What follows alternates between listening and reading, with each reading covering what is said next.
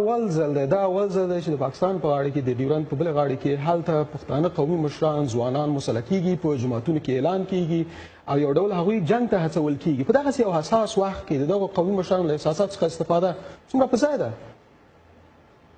زه دا وایم چې دا ډېر غلط کار شوی دی، ولې چې په پاکستان چې کوم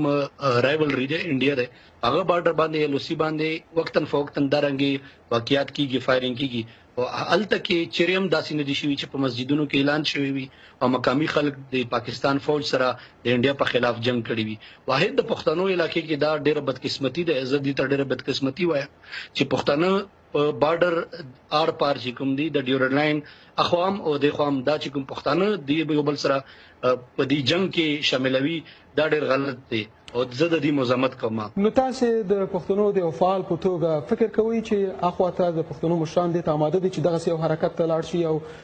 وغولېږي په حقیقت کې یا وهڅول شي دغه کار ته؟ یره زه دا وایم چې قبایلي علاقو کې او کورمه چې کوم دا ځاځي میدان دی په کورمه سره تړلې وطن دی، د خوست سره تړلې دی. په دې علاقې کې تاسو ته پته ده چې هلته کې کوم مقامي قبایل دي هغه شیعه مکتب فکر نه تعلق لري او هغه طالبانو ته پر او داعش د پر هغه ډېر بد نظر ګوري. هلته کې خو بد طالبانو په منځ کې هغه فرق نه ګڼي. نو دیو جنال ته کې د پاکستانی عسکري حکام هغه خلکو دا رنګ استعمال کړو چې هغه ته دا غور کړل چې دلته کې کوم اټیک شوی دی دا داعش طرف نه دی یا د نور